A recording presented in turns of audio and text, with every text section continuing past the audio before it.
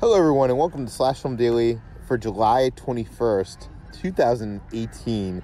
This is Slash Film Editor-in-Chief Peter Sciretta, and on today's edition, we're going to talk about Avengers Infinity War, Fear the Walking Dead, The Walking Dead, Star Trek Discovery, Amazon shows including Sam Esmail's Homecoming, Lore Season 2, The Expanse, Good Omens, Jack Ryan, as well as Halloween, Venom, Spider-Man Into the Spider-Verse, Bumblebee, and Ghostbusters World VR experience.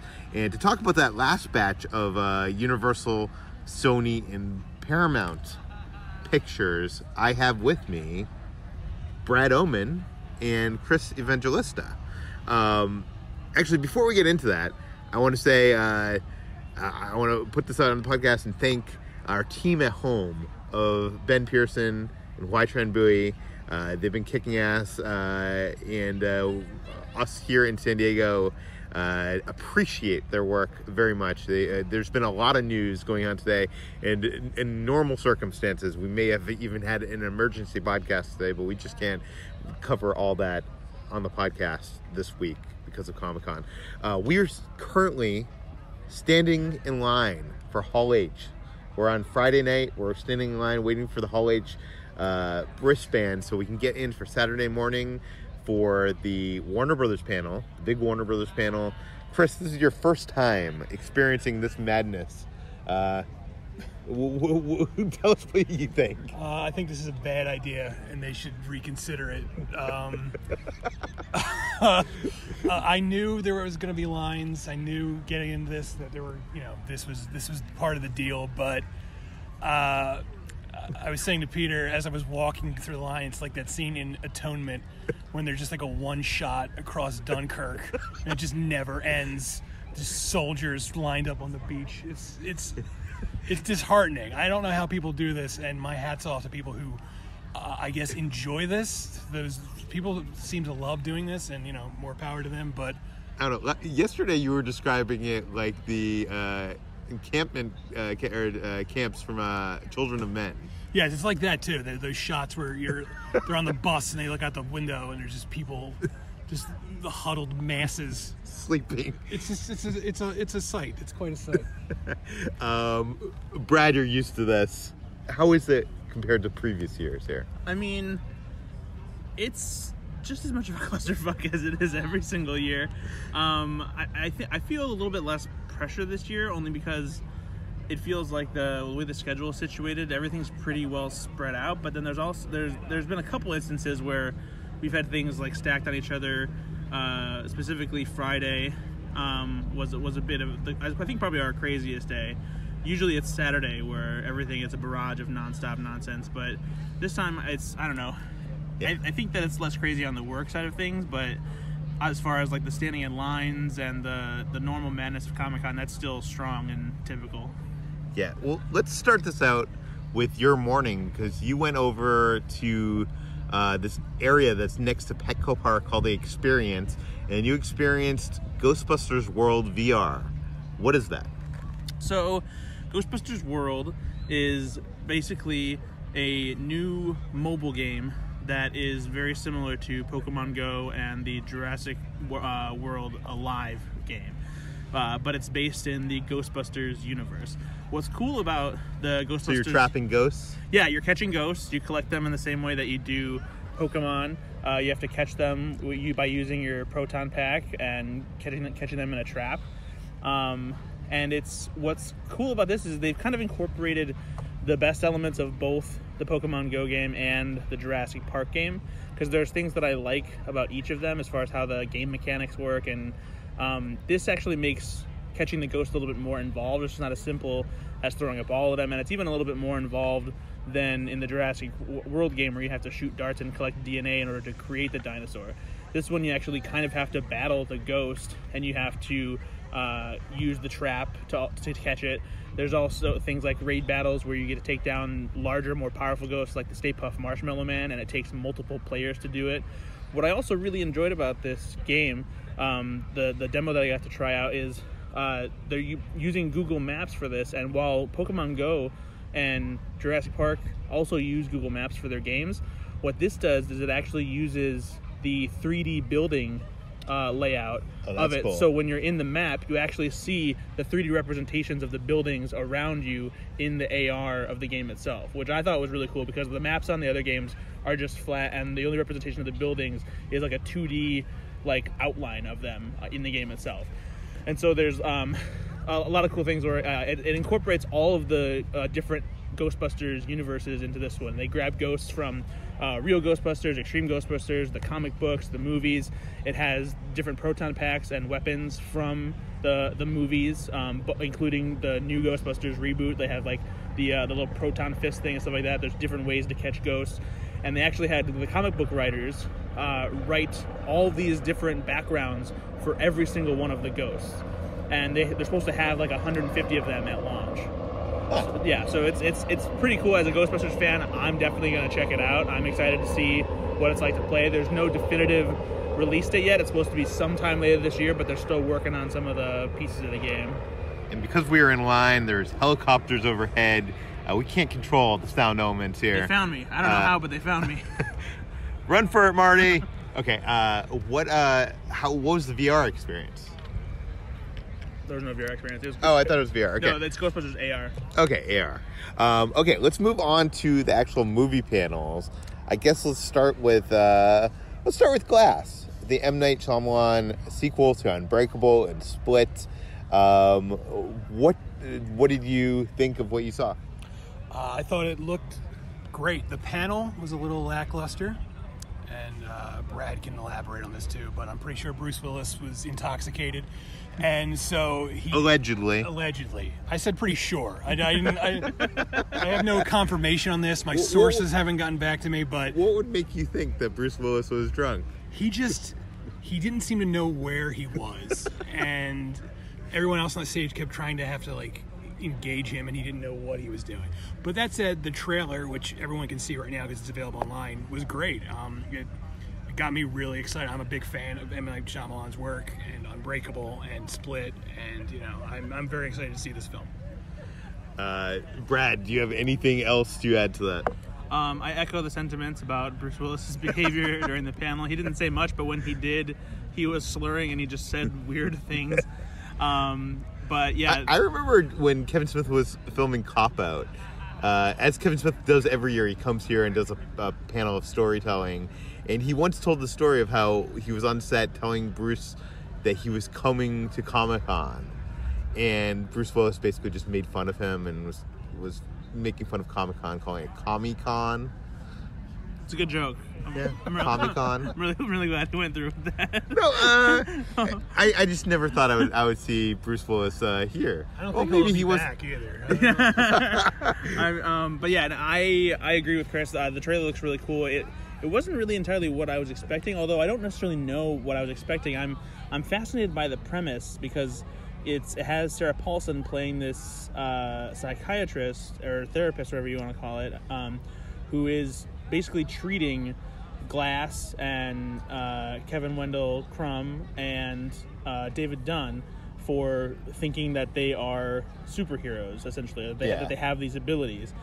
And I'm just wondering how that comes about, and basically what the plot is, and like what Glass tries to do to team up with the Beast, and like how the conflict with David Dunn arises between them. It's all very fascinating and very unique. Especially being it's a standout in a world where there's superhero movies that are all very similar, and this is a superhero movie that doesn't really feel like a flat-out superhero movie, which is great because it's exactly what Unbreakable was. So I'm excited to see what this movie turns out to be, and yeah, watch the trailer because it's very cool. You can watch the trailer on /film.com. It's something I have not done because I've been running around Comic-Con, and I'm gonna make this a thing, guys. Off. No, well, I think Kevin Smith tries to make it a thing. I guess me giving a spotlight to it is, I've done more than I should. Okay, what I wanted to ask is, when I saw this, I probably saw an earlier version of this trailer at CinemaCon. It looked very small, looked very Yeah, this is by no means a big blockbuster action spectacle kind of movie. There's definitely some. Well, I wasn't expecting that, but it looks like it's a few locations. It looks like very middle. Well, I think initially, it feels like that, but then like there's a lot of quick flashes of stuff that happens later that it's not really easy to tell what's going on. But I'm pretty sure it'll expand more than a few locations. Yeah. Okay, let's move on to talk about Halloween. That was Chris. That was your number one most anticipated. Yes, absolutely. What did you think of what you saw from Halloween? It was. And what did you see? It was phenomenal. So they showed us. It's like it was an extended trailer, and it starts off with a lengthy clip, lengthy scene, and it's shot to look like it's one take, much like the opening of the original Halloween is, where we see Michael Myers. In this scene, we see Michael Myers just stalking around Haddonfield, picking up various, weapons and just killing people. And it was shot in this very artistic way that I was not expecting. Like, I honestly think this might be like the best looking Halloween film ever. I mean, I love the first Halloween. I love John Carpenter as a director, but that film has a bit of at times a flat look to it, and this looked very dynamic. It looked very stylish, and I was not really expecting that. And also it looks scary, which I was not expecting either. I'm not easily frightened by things. I'm desensitized to horror because I watch so much of it, but the footage was so intense it got me thinking this might actually be a genuinely scary movie. So I was already excited for this, but this trailer pretty much put me over the moon. I cannot wait to see this. And I assume that trailer is online now. It's not.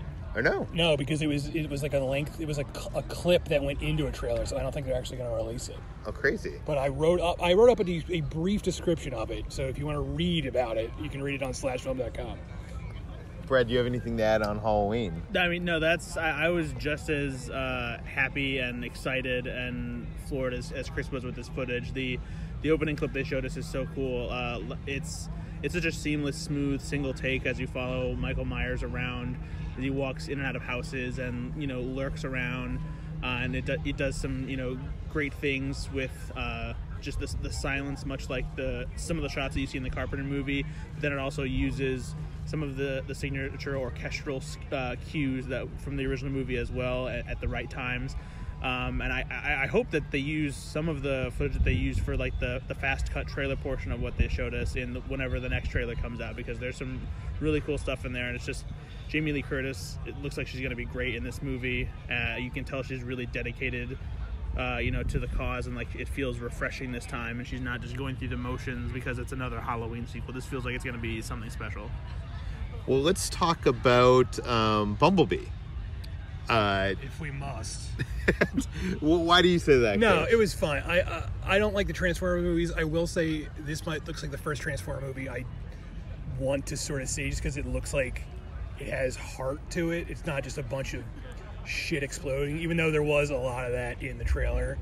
The core dynamic between Bumblebee and Haley Steinfeld's character looks genuinely touching, so I'm going for that. And it's clear they're emulating E.T. because there's even a shot at the end of this trailer that's I'm not going to say scene for scene, but it's literally just ripping off that moment in E.T. where E.T. wanders around Elliot's house and breaks stuff and gets into the fridge and stuff like that. But it's Bumblebee doing that. Yeah, it seems like E.T. meets Iron Giant to Yeah. me. So this trailer is also not online, as far as I know.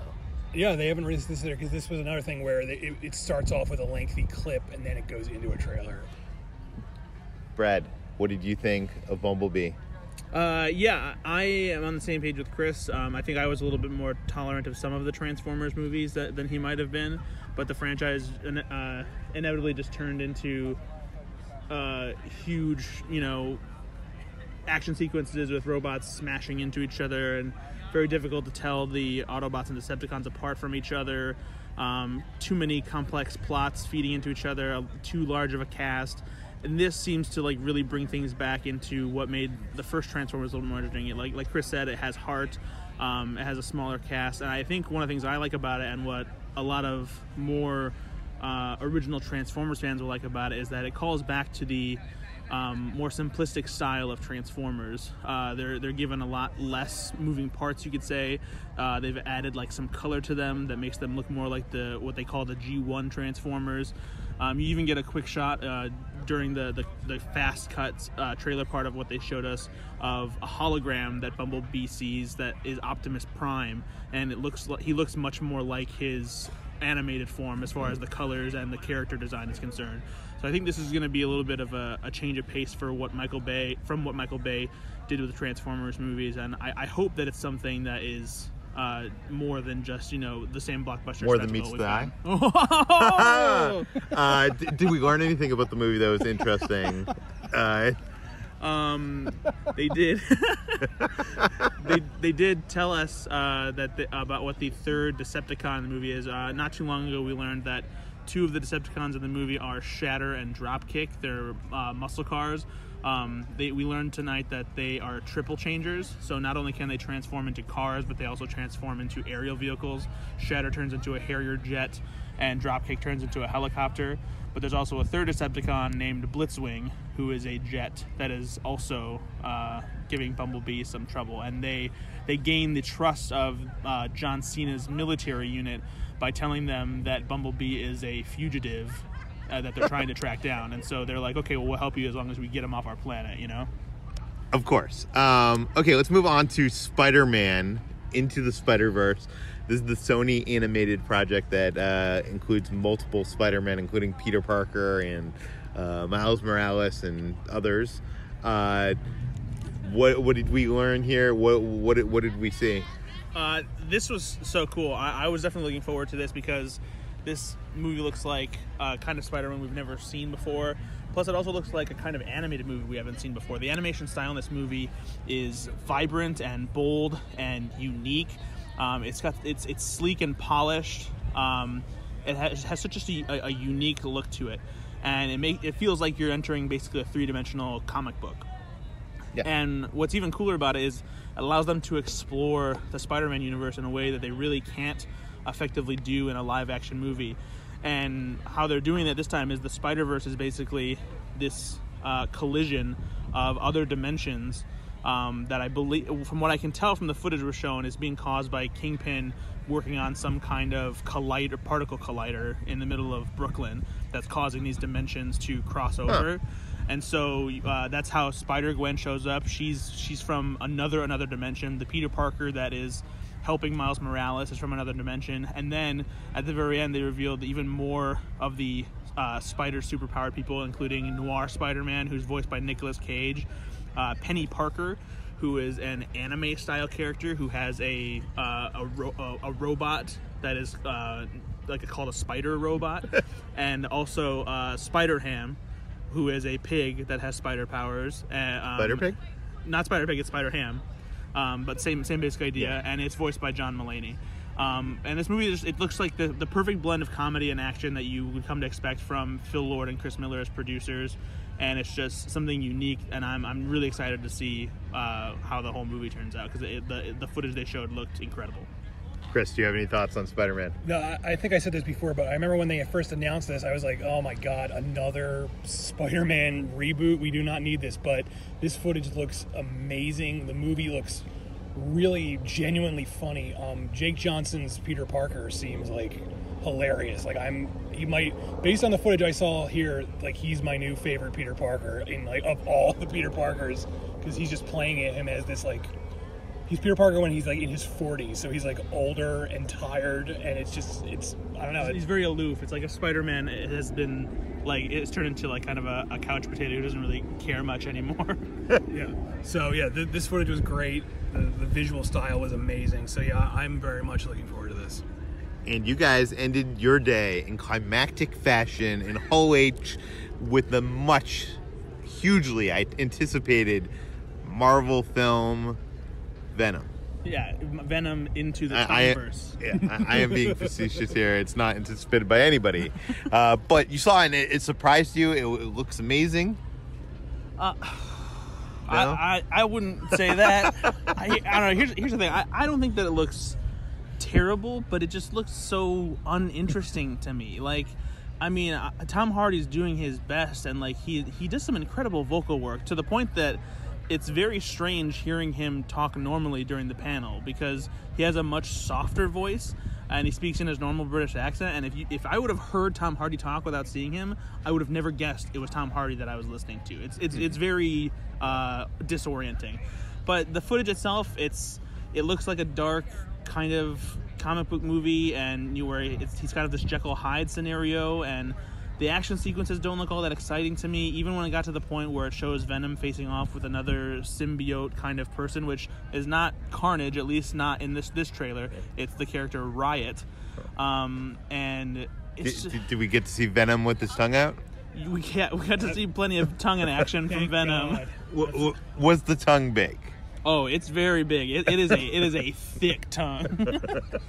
Chris, do you have anything to say about Venom? I don't think this movie looks terrible. I think it looks like a step backwards. It looks like the Daredevil movie. That's what this looks like before people had figured out you could do something more with comic book movies. It looks like Daredevil and Elektra, like those movies where it was like everyone's got a stupid costume and it's just, it's a city and it's nondescript. I don't know. I can't figure out who this movie is for because the trailer and the panel, they're trying to act like Venom is like so friggin' cool, and I don't think anyone thinks Venom is cool anymore. But maybe I'm wrong. I don't know. But like the whole basis of this trailer is like, oh shit, Venom's here. But I can't. It's like I can't imagine anyone who's like, yeah, Venom. Like the whole trailer, it seems like a joke. So I don't know. And I heard the panel was kind of a mess. It started off where the audience was supposed to have masks, I guess, and no one had them. And they were like, put your masks on and chant, we are Venom. And first of all, I don't want to do this to begin with. But like, because 90% of the audience didn't have masks, everyone in the audience was like whining. They were like, we don't have masks. And so they wouldn't start the panel. And it was like, Jesus Christ, I just want this to start. We don't need to go through this for the masks. And they definitely couldn't get the whole hall to chant, we are Venom. Yeah, they were not into it. And even more awkward was when Jessica Chobot tried to, she's the moderator, she tried to get Rhett Reese, or not Rhett Reese, sorry, who's Riz Ahmed? No, who's the director? Oh, Ruben Fleischer. Yeah. Tried to get him to answer whether or not there might be a Spider-Man connection sometime in our future, and it was all just a bunch of tap dancing like, well, we'd love that to happen. Hey, Tom Hardy, don't you want to face off with Tom Holland? And he's like, oh, you want me to fight Tom Holland? He's like, yeah, sure, I'll have some fun, whatever. I'll fight a bully. Yeah, I'll fight a bully. This sounds like a disaster. In the Slack channel, you said, I forget what you said. You said this panel is a train wreck, and I responded just like the movie's going to be. It's just it made me so uncomfortable, and it was like the three guys. It was Ruben Fleischer, Riz Ahmed, and Tom Hardy. And Tom Hardy clearly does not like to sell himself. He's an actor. He cares about his craft. And at Comic-Con, you have to sell your movie, and he was clearly uncomfortable doing that. And Jessica Chobot kept trying to be like, Tom Hardy, tell us about why you like Venom. And he was just like, he would not give a straight answer. It feels like he's kind of a shy person. Yeah. He definitely felt... How he acts on stage is how I would act if I was on stage at Comic-Con. Like, what am I doing here? But he's like a huge actor, so it's just very strange to see him act so shy. But he was clearly uncomfortable. And Riz Ahmed said like 2 sentences, and it was like, this was a waste of time. What? And they showed a regular trailer, but they didn't release the trailer online, which is just baffling. Because unlike those previous trailers we mentioned, which were lengthy clips, this was just your standard trailer, and they didn't put it up online. So I don't know what they're waiting for. They're doing a terrible job selling this movie. They're waiting to release it during the Warner Brothers panel tomorrow. Actually, one last question, you guys, before I leave you. This year, Comic-Con has lost Chris Hardwick because of, reasons that you can search on Google and find out yourself. And replacing him has been a bevy of other moderators and hosts. So I guess Brad, because Chris has never been here and a helicopter is trying to ruin this podcast.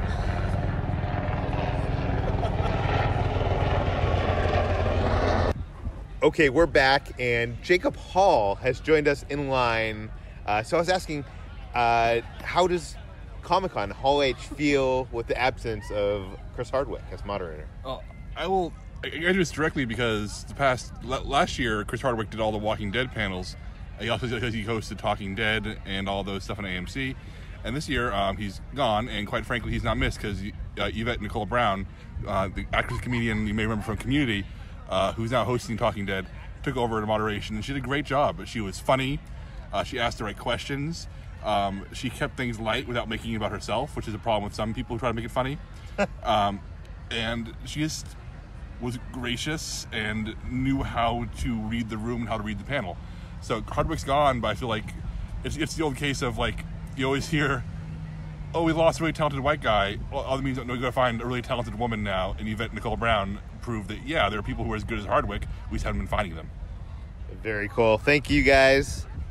I am now here with magician and nerd Jon Armstrong. We just experienced the group hug experience, the Avengers group hug experience at an offsite at Comic-Con. And we didn't actually hug. They didn't actually make us hug, which I thought they would actually make us hug, but they didn't make us hug. Was that why you were so resistant to do this? Well, no offense, Peter. I just wasn't looking forward to hugging anybody, or you. Well, mostly you. Okay, so, I mean, usually when we have people on here, it's regular contributors. People know their work. So briefly, who are you, and why should people care what you think? I am a magician and a diehard Marvel fan, and somebody who takes the Marvel Cinematic Universe way too seriously. And by too seriously, we mean you've seen Infinity War how many times? 12 times. I've seen 12 times, yes. So far. Okay, I apologize for the noise here, guys. We don't have a perfect recording situations here at Comic-Con. Yes, we're right outside of the traffic. Yeah, so this offsite event was kind of fun. It basically, after the events of Infinity War, it was a therapy session. Yes. And it played that way. They had a guy in there actually conducting like a fake therapy session, asking us what we felt about certain things and certain feelings that we got when we saw the certain characters. This is obviously a spoiler for the movie. Here you go, spoiler alert. But when we felt certain characters were dusted away, which happens at the end of the film. Yeah, and there was cool posters on the walls like "We Are Groot" and like inspirational things based on Marvel. You are more than 12% of a plan. Yeah, that one was good. Yes. But okay, now people probably don't care about this, but if you're in San Diego this weekend, you might want to check this out because you do walk away with a cool T-shirt that says Avengers Infinity War Group Hug, and then on the back says I survived the snap. Yeah. And spared by Thanos. No, spared by Thanos. Spared by Thanos. Yeah. And also, you get to see an exclusive, never before seen deleted scene from the film. We'll talk about it here really briefly. Yes. Involves this is on Nowhere after Gamora has been taken by Thanos. Correct. Drax is disconnecting Star-Lord's Zune, and Star-Lord is mad. Right. He is obviously, we don't actually hear the song, but he has obviously been listening to the Kiss song. He talks actually a lot about how you can't deny me my my kiss because I need to be able to listen to Axel freely because he's gonna get me through this. and then Drax calls them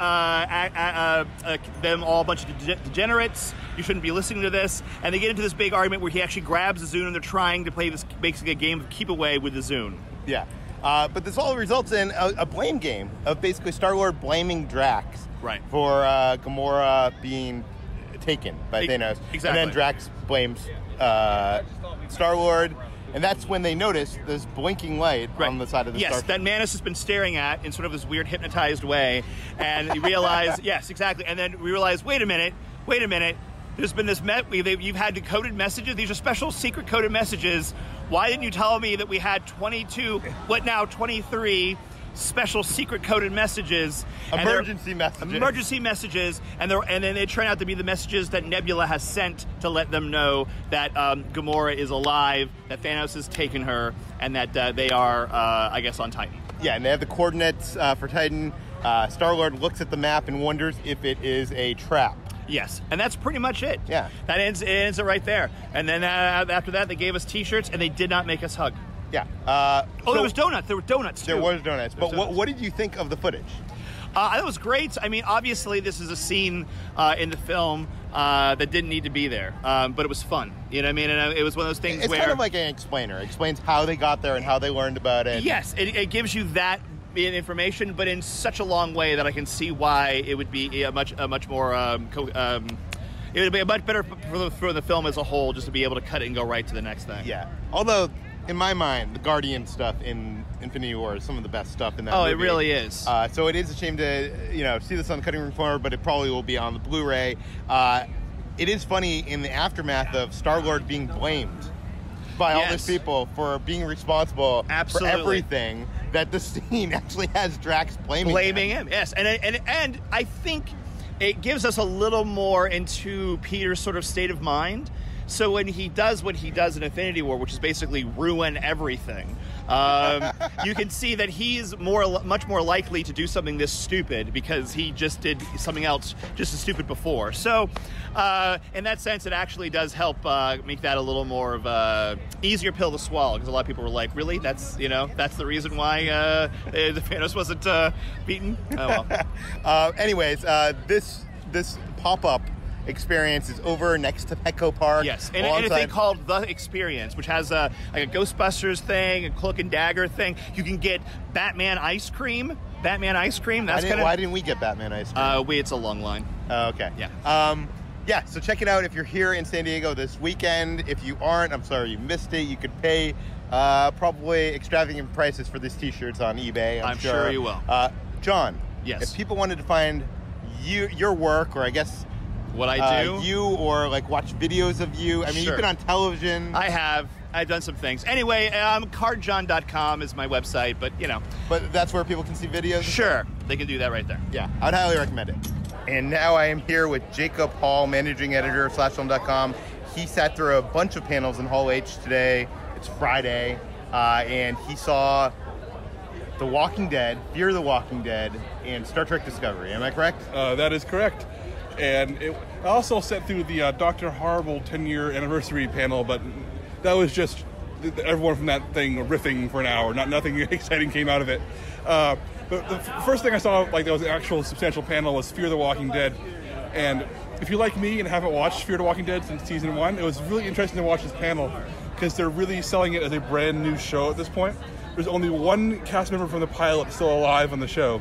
And the entire cast is new otherwise. They've moved from California and Mexico to Texas. They shoot in Austin, actually. And Lenny James, who played Morgan on The Walking Dead, has made his way over to Fear the Walking Dead. So they really sold it hard as this is a brand new show. If you haven't watched it, give it a chance. Actually, it kept on saying that in a way that made me uncomfortable. Like stop giving me the hard sell. I'm either going to watch this or I'm not. But it looks, for a show that was originally very sunny, very West Coast, it's now Texas. It's now Central Texas. A lot of deserts, a lot of that Texas fields and iconography and hill country, and they're taking advantage of location, like the footage they showed in the trailer, which is on SlashFilm.com. You can watch it there. A tornado lifts up zombies and flings them across people, and it looked like more Walking Dead. And no matter how they try to keep selling it as a brand new thing, and it is a brand new thing with new showrunners and a revamped cast. Watching that, I'm like, okay, this is nothing new. This maybe Fear the Walking Dead, but it's just more Walking Dead. Super polished, super bloody, super nihilistic zombie action. Now I'm a little over it, but you know what? All power to the fans, all power to people who like it. Still, it looks perfectly fine. One thing I did think was cool was that one of the new cast members is a disabled man in a wheelchair, played by an actual disabled actor who's actually in a wheelchair. And they're going to explore how somebody in that situation can survive the zombie apocalypse. And I thought that was a really cool development. But beyond that, it felt like more Walking Dead. Okay, I guess with that, let's talk about The Walking Dead. Yeah. The franchise show, I guess, the one that started it all. Yeah, the parent show. The one that everybody in that crowd was actually there to see, to be perfectly honest. And this is for season 9. Walking Dead's been on for almost 10 years, guys. That's crazy to me. But the big news was actually something we've known for a while. Star Andrew Lincoln confirmed that he is, in fact, leaving the show after this season. Rick Grimes, whether he dies or departs or whatever, will no longer be part of The Walking Dead. And this is really interesting for a few reasons. They've reached a point in the show where they've almost caught up to where the comics are, if you read the Image comic series of Walking Dead. And in the comics, there is a substantial time jump of 4 or 5 years It catches up with Rick and the survivors as they've started to rebuild civilization. It's no longer let's search for food and run. It's become let's build towns, build farms, and adapt to the world and rebuild civilization in a new image. And that's where the show is now. And this is actually where the comic got really good again after a slump. So even though I haven't watched Walking Dead in a few seasons, I saw this footage and this is actually really cool because it's everyone on horseback using like handmade medieval weapons that they've made themselves as opposed to like scrounging for ammo. So it's a whole new thing. It's another soft reboot like Fear the Walking Dead was. And it feels like the right choice because if they are going to kill off Rick Grimes, they have a whole new world and a whole new show to adapt around him. Although interestingly, Rick is still alive in the comics and is still a major character going forward. So you have to do some pretty major plot finagling if they're going to keep on following those storylines. But I can't say... Or they could just do their own thing. Or they could do their own thing, yeah. But they announced that Dan Fogler from Fantastic Beasts Where to Find Him has joined the cast as a character who's not from the comics, named Luke.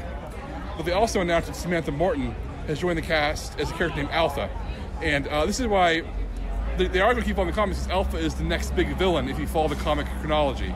Alpha leads a group called the Whisperers, which is an army of people who wear the flesh of zombies they've killed so they can blend in with zombies and believe that the only way for civilization to go forward is to reject civilization and essentially live amongst the undead. So the next big conflict in the comics, which you're adapting now, will be these people who essentially have adapted to the zombie world versus people who are trying to rebuild civilization, conflicting over what's the right way to do, which right way to go forward. And I found this compelling on the page, and Samantha Morton playing the leader of this group is a really good casting. I'm not sure if this is enough to get back to the show. I've been away for too long, and as much as I still enjoy the comic, the show is never quite captured what I love about that on the page. But it's... See, I haven't watched the show in a few years now, and to me, it was at its most boring when it was about humans fighting other humans and the drama, and I liked it more when it was the zombie action. So now what you're describing does not sound interesting to me. I mean, this was like this. I really dug this in the comic, but like I said, there was no huge revelations at this panel beyond the casting and Andrew Lincoln leaving. I feel like even as they're changing the show and moving forward with the world, it's still The Walking Dead. It's still the same basic things, same basic themes. Angela Kang is the new showrunner, so they have some fresh blood at the helm. Will this make it worth watching again? I don't know. I know a lot of fans who are really frustrated by the last two seasons, really frustrated by how dark the show got, and the show has always been dark, but it got to the point where it was brutally bashing the head of fan favorites and reveling in it in ways that people were really genuinely upset about.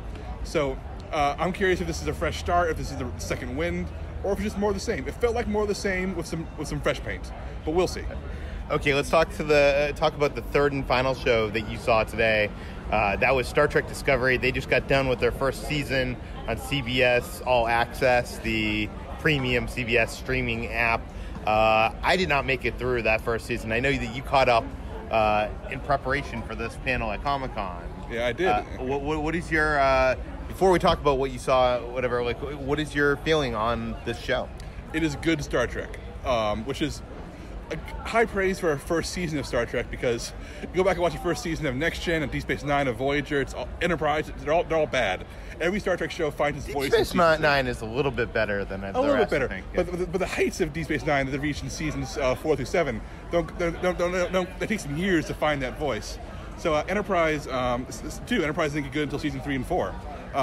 So I watched Star Trek Discovery and said, okay, they're finding what they are. Maybe they'll get better in season 2, like every other Trek series has. And we saw a sizzle reel footage that's maybe online. It's not at the time of recording this. That was just that hint that told what the plot of season 2 is, which is that Captain Christopher Pike, the first captain of the Enterprise before James T. Kirk, played by Jeffrey Hunter in the original series, played by Bruce Greenwood in the reboot movies. He has arrived on the Enterprise to commandeer the Discovery to investigate a series of signals that have popped up across the galaxy that are extraterrestrial origin. Starfleet doesn't know what they are. They could be a warning, they could be a threat, they could be a greeting, but they're going to go find out what they are and explore the galaxy and get to the bottom of it. It's a very much an exploration-based season of television, which really excited me because I think Star Trek is at its best when it's saying, let's go and boldly go, let's explore. Yeah. But visiting new worlds and new creatures, that's expensive. Oh yeah, but this looked expensive. Even though Discovery had its moments in season 1 where it was like, oh, we're using the same set again, it's not a cheap show. And this footage looked nice. It looked really Hey, it looked slick. Looked very action-packed. We saw a lot of aliens, saw a lot of practical makeup, saw a lot of CGI space flight. So I'm curious what's going to happen. And the big reveal at the end of the trailer was that, as you may remember, the main character of Star Trek Discovery, Sonequa Martin Green's Michael Burnham, is the foster sister of Spock, who originally served on the Enterprise under Captain Pike. So the question is, will we see Spock this season? And the answer is yes. Alex Kurtzman confirmed this at the panel. And in the actual in the actual footage, we saw that Spock has taken leave of absence of the Enterprise, is gone missing, and is somehow connected to the alien signals across the galaxy. So essentially, it's a search for Spock in a weird way. It's searching for Spock, searching for these alien signals, trying to figure out what's going on. And there's some fun stuff. Like we saw the CGI model for the old school Enterprise. Captain Pike is wearing the old school yellow captain's uniform instead of the new Discovery uniforms. So, and most excitingly, they announced that Rebecca Romaine is playing number 1. Who you may remember is the female first officer played by Majel Barrett Roddenberry in the original Star Trek pilot. And number 1 was like, at the time, sort of like, oh, a female first officer, really ahead of her time. But then she was gone by the time the show actually hit the series. Yeah. But since she exists in canon, the original pilot with as Captain Pike's number 1, she's back, and she's Rebecca Romaine, and they couldn't say anything more. But it's really, really fun. This character, who's always been like a really interesting footnote in Star Trek history, is being promoted to like a main character again. Okay, you spent some good time in Hall H today. I just want to touch on like this is an interesting year for Comic-Con. It's a lot of people aren't here. You know, HBO, Marvel. It seems a little bit more low key. By low key, I mean for me, walking the show floor seems busier because less people are waiting in line, less people are in these panels. At least from my perspective, more people are actually crowding, you know, the show floor and like the walkways. If you want like food here, it's like a half an hour wait. I wanted to hear what it's like from your perspective, like Hall H. It has been easier to get into like panels this year. Let's put it this way: as press, we occasionally get passes to get in the panels, and I had one for Fear the Walking Dead. So I showed up a couple hours early just to scope things out, and the line to get into Hall H was so small that I literally walked in. It took me 2 minutes to walk into Hall H, and empty seats remained around me for all of Fear the Walking Dead, all of Walking Dead, and all of Star Trek Discovery. So, and to put this in perspective, last year I had to fight tooth and nail to get into the Hall H for Walking Dead, and I think it involved hours of waiting in line, and it was packed with no empty seats. So even the hot tickets like Walking Dead, which is everywhere at Comic-Con, it's even on our badges, it's not packing it in like it did last year. Very interesting. We'll talk to you again tomorrow. Thank you, Jacob. Okay, now I am here with another Armstrong. You just heard earlier from Jon Armstrong. Yeah, he was on the podcast on this podcast. So I am here with his better half, Vanessa Armstrong. Very true. We just got out of the Amazon panel, the Amazon Prime panel. They showcased a lot of their TV shows, including the new Sam Esmail TV series Homecoming, The Expanse is now going to be on Amazon, Lore Season 2, and we got to see a full episode of Jack Ryan. Am I missing something? Good Omens. Good Omens. The Neil Gaiman show. Terry Pratchett, yes. Yes. So I guess, actually, let's start off with that. Okay. Tell us about Neil Gaiman's new TV series. Yeah, so Neil Gaiman was on stage, and as always, he gave a nice overview of his experience showrunning this show, and also his love of writing the book with Terry Pratchett, and how the book is now 28 years old and a big fan favorite. One thing he did mention here during the Q&A was that they announced that Frances McDormand's going to be playing the voice of God, and how he actually ended up casting her. They're actually looking for casting. And they wanted a woman, they wanted someone who had an American accent, and she just happened to randomly email him asking if she could stay at his house in Scotland. Like, he had never met her.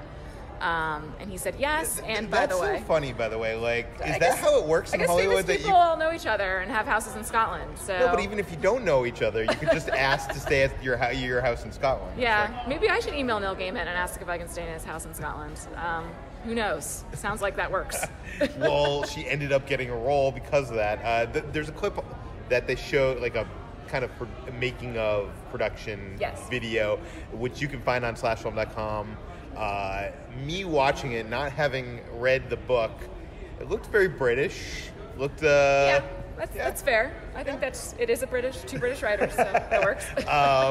I mean, it looked interesting. I'm not sure if it's my cup of tea, but you are more of like, you love Doctor Who, you love those kind of things. Yeah, Neil Gaiman's one of my favorite writers, so I have been very excited about this, and I just think the whole aesthetic of it, which you can see in the online video, is pretty amazing, and yeah, I have high hopes, and I think it'll be great. I can't wait for when it comes out in 2019.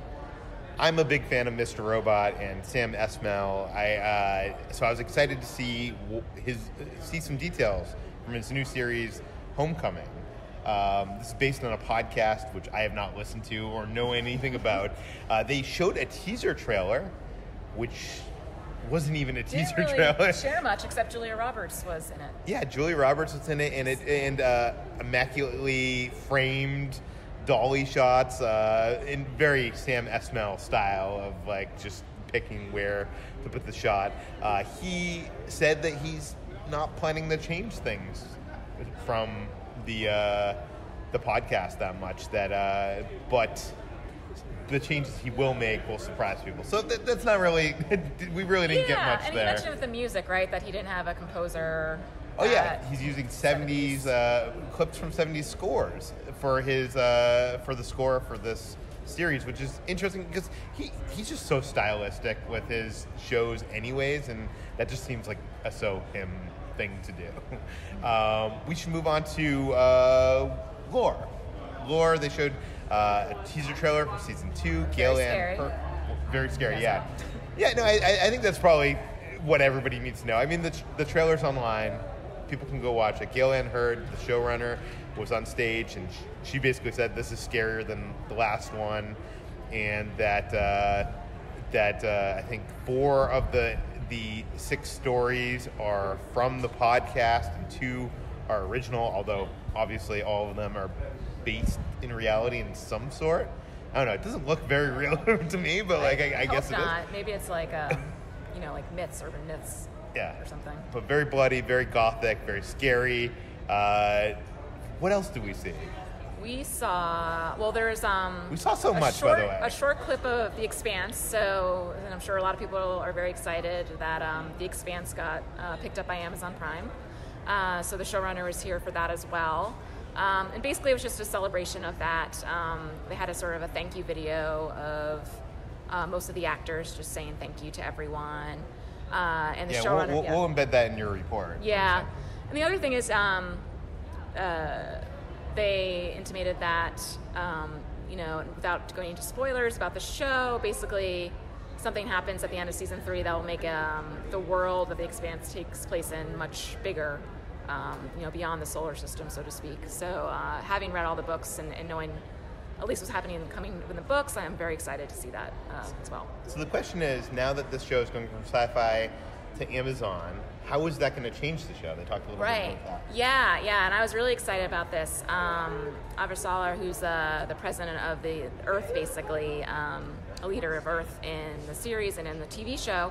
In the books, she swears like a sailor. Like every other word she drops is an F-bomb.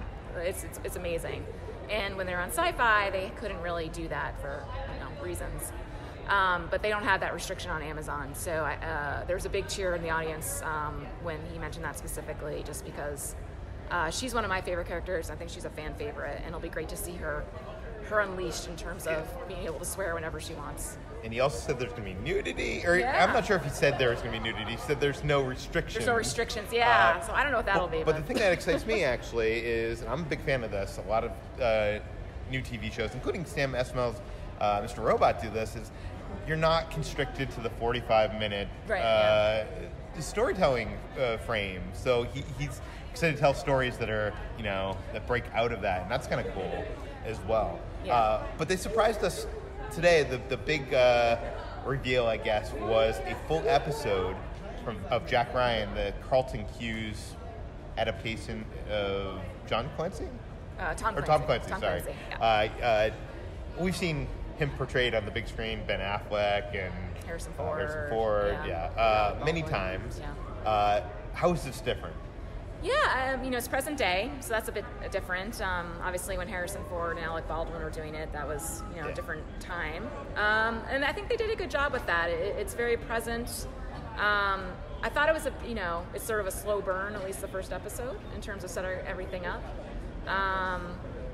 And the other, because it starts with him as a desk jockey, kind of like playing. It's funny because John Krasinski is the guy. yeah, he's a CIA analyst. He's very smart. He's very charming. It feels honestly, almost feels like a '90s movie to me. It starts off like it's a little but then he kind of gets pulled, without getting exposed. I mean, it's probably the highlight of all the trailers, but he kind of gets pulled into the action in a big way. Right. Yeah. So and again, without getting into spoilers, I thought they also did a good job because we got to see the first episode during the panel. Is that they made the bad guy, a fleshed out character who has a story of why he's like he is. So I'm looking forward to seeing how that develops. Yeah. I was going into this all around San Diego. There's banners for Jack Ryan. There's like a whole experience. And I was kind of making fun of it, and then I saw this first episode, which is probably something I would have never watched otherwise. Same. And I was kind of like, oh, maybe I would watch that. Yeah. If I needed something to binge, maybe I'd take a look. So, I don't know. Maybe I'll watch it. It's trying to do the gritty thing of it's being shot kind of like in the Middle East, or it's set in the Middle East. I'm not sure where it was shot. Yeah. But it doesn't quite look as gritty as like Homeland or like the things that like really. Oh yeah, no, he's definitely like and they call him out for that, and that's what Jack Ryan character is. He's a a Boy Scout. He's a a good guy, very moral and all that. So it's sort of a different type of hero than the Jack Bauer of 24. Yeah. But it seems like Amazon's really committed to it because they're already shooting season 2. Yeah, shooting season 2. In South America. Do you think John Krasinski is regretting this now that he's become a big auteur, like with the A Quiet Place? Oh, right, yeah. Like, do you think like this is now getting in the way of like people want him to direct movies, and he's kind of stuck in this Amazon series that people probably aren't going to care about? Tough problem to have, but I don't feel that bad for him. But yeah, that's a good point. I didn't even think about that because that was definitely an unexpected hit, his movie. But you know what? I don't feel that bad. I think he'll be fine either way. And since this is the only time I've talked to you for the podcast, what have you seen outside of here, outside of Amazon, that you've been excited about? Yeah, well, I was in the Doctor Who panel. So you mentioned I was a Whovian, so I was very excited about that, especially with there being a new Doctor. So that was fantastic. And the other thing I do is actually, I think, sort of a sleeper panel at Comic-Con. It's called The Great Debate. And basically, I've always heard about this, but I've never been. It's fun because like no one really knows what it is, which is great because which means you can get in, which is great. And basically, it's like a British style like judging show where they have a bunch of people who are funny. So like John Barrowman was on it, Aisha Taylor moderated it, and they just ask silly questions like who is the best captain and why, and each get a captain, and then the audience has sort of like an up or down sign to vote on it. So that's always fun. Really fun. Yeah, so that's sort of the second year I've done that one, and that's been a new favorite of mine for sure. Yeah, and then just walking the floor and. You also did the Ready Player One thing. Yes, that was great, especially because I don't like the book or the movie. It's by far the best. If you don't like the book or the movie, why would you enjoy this? Well, explain what it is actually. Yeah, so basically it's a walkthrough experience where, if you're familiar with either the book or the movie, where you basically walk through scenes in the movie. So first you you go through, it's kind of escape room, but it's a 5-minute thing where you basically have to do some trivia. And it's set up like the main character's house in the Stacks in Cleveland. And then you walk through, as you know in the movie, there's a whole Shining scene where you're actually in the hotel in The Shining. And that was actually the one part of the movie I liked because I love The Shining. So I thought that was great. So basically you get to walk through. And that was the part that wasn't in the books, right? Correct. That was not in the book. And so you get to walk through, and they even have the room 237 with the shower scene, and you can, if you really want to, pretend to be the ghost in the shower. Which you did, right? Which I totally did. And they just had like an arcade room where you could play pinball or old 80s games, and so that was a lot of fun. So if people are listening to this while you're in San Diego, this is going to be publishing on Saturday. You'll probably have to wait in a really long line at this point to get in there, but is it worth it? I think it's worth it. I would say it's a 2-hour line worth wait. I like how we value things at Comic-Con and like the amount of time in line. Yeah. Is it worth that amount of time? Yeah, especially if you really like those shows or are a big 80s nut. It's really fun. Well, Vanessa, thanks for talking with me. Mm-hmm. And that brings us to the end of another edition of Slash Film Daily. As always, you can find this podcast published every weekday on slashfilm.com and all the popular podcast apps. Please send us your questions, comments, concerns, and feedback to peter@slashfilm.com. If you can, please go to iTunes. Leave us a 5-star review. Tell your friends. Spread the word. And we will see you tomorrow with Warner Brothers, the big Warner Brothers panel. You're not going to want to miss that.